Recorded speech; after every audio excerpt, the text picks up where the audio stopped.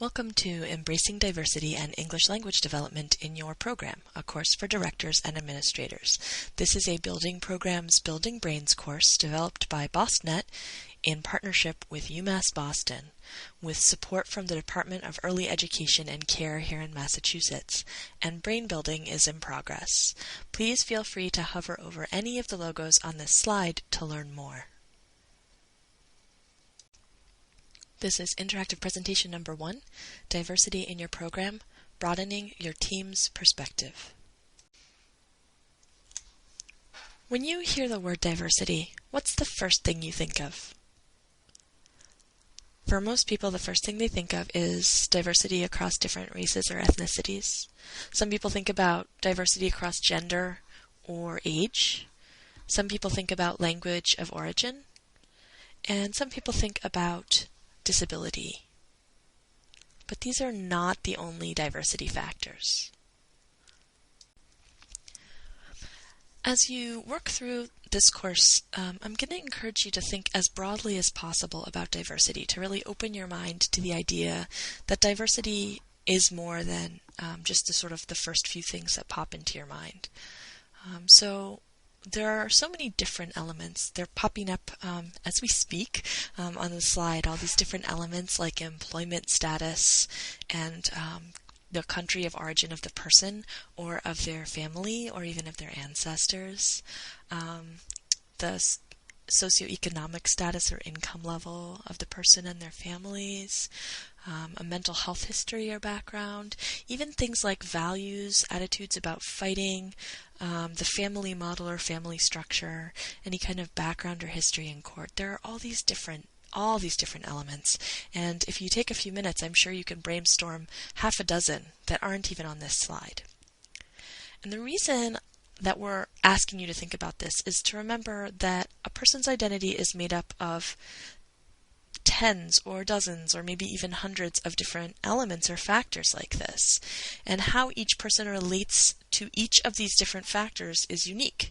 So one person's identity is made up of unique relationships with a broad array of unique diversity factors, which leads us to the inescapable conclusion that every person is unique.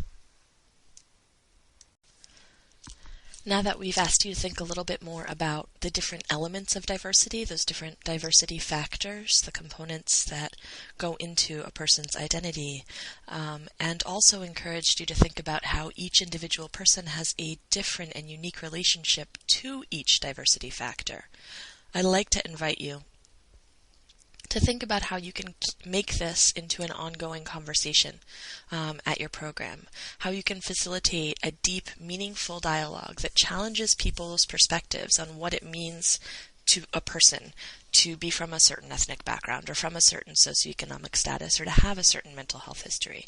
Instead, asking your staff to remember that each person's relationship to each of those factors is different from each other person, and that our identity is a complex relationship between all of the different facets of who we consider ourselves to be.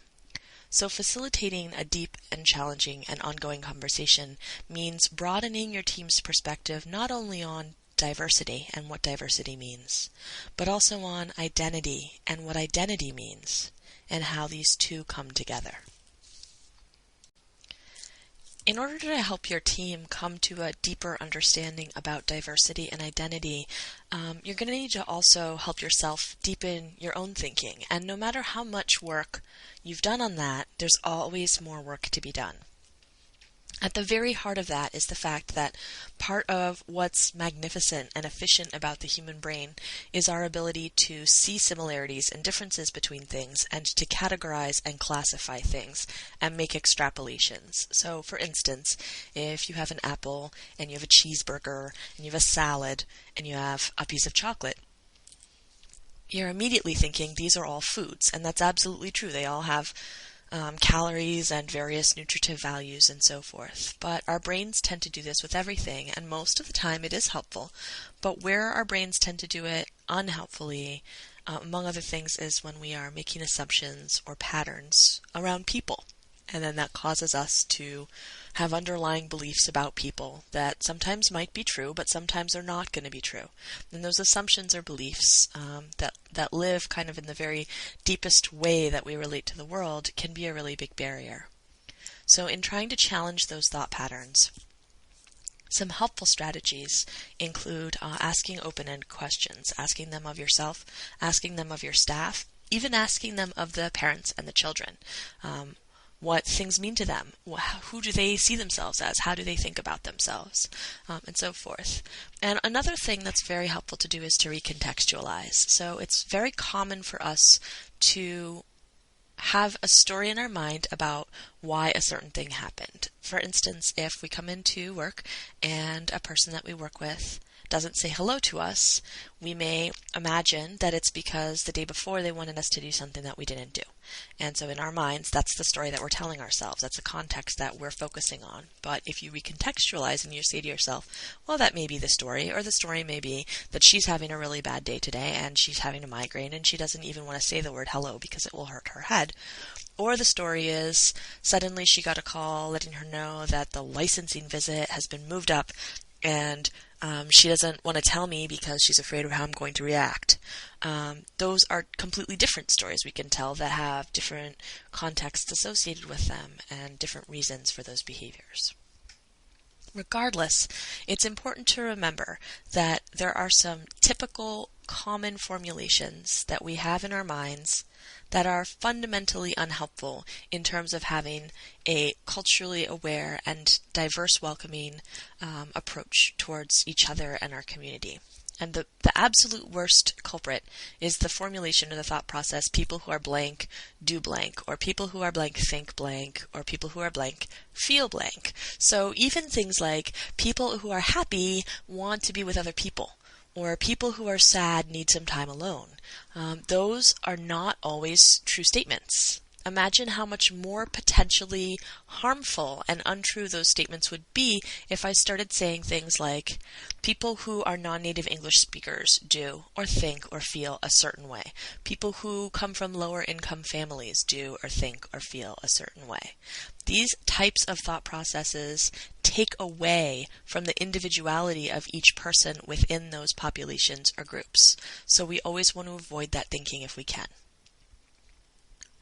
Another thing to remember is that every single time we interact with another person, we interpret that interaction, and our understanding of what happened is filtered through our own interpretation. So we all have our own perspective or our own frame. And the more that we can broaden that perspective, and the more that we can see the possibility of multiple very different interpretations for the same interaction or the same situation, the more culturally sensitive and culturally aware we become. Cultural sensitivity or cultural awareness is sort of founded on the ability to hold multiple perspectives and even multiple truths or realities in your mind at once and be able to problem solve or try to overcome barriers while considering all of these different perspectives, all of these different realities, all of these different truths. An important matter for any leader to consider when trying to broaden or strengthen an element of the program that you are leading is how change occurs. How are you going to accomplish change in your program? So whether we're talking about accomplishing change with children, with families, or with staff, when we're trying to accomplish change, we need to ask ourselves some initial questions. What is the situation right now? What does it look like right now when we're starting this process of embarking on this journey and trying to make this change? That is the first and central question to figuring out how to proceed. Once you understand the current situation from as broad of a perspective as possible, the next question becomes, where am I trying to get? And ideally, understanding why you want to get there is equally important. And then once you figure out where you are and where you want to go, the next part is figuring out what are the steps to getting there. What are the individual, small, manageable steps that you can take to get from where you are to where you want to be. And looking at what that very first step is, that's how you form your plan to start progressing towards your goal.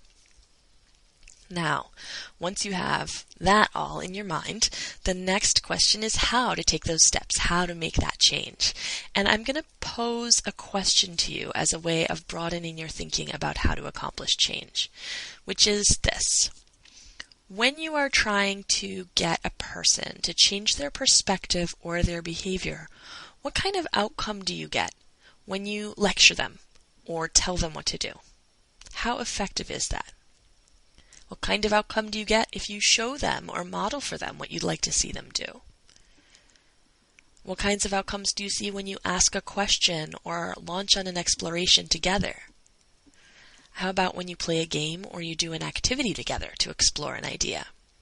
How about when you read a story or you watch a film clip? I know this is something we typically think about doing with the kids, but I have had such great experiences with reading a story or watching a film clip with a group of adults and encouraging them to explore how they think or how they feel about what they've seen or read about.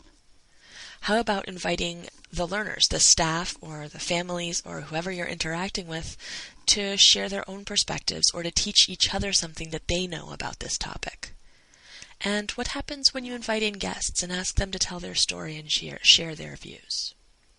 So when you're trying to think about how to accomplish change, I would really encourage you to think about it broadly, to think about it across as many different approaches or strategies to introducing and supporting new thinking and new ideas as you can. Throughout this course, we will be occasionally asking you a question here and there to check and see how the learning is going and whether you're absorbing the ideas that we're sharing with you. And this is the first of those. Check all that apply. Which of the following are diversity factors that may be a part of a person's identity? Race or ethnicity? Neighborhood they come from? Mental health history? Being raised by grandparents. Check all that apply and then click the submit button.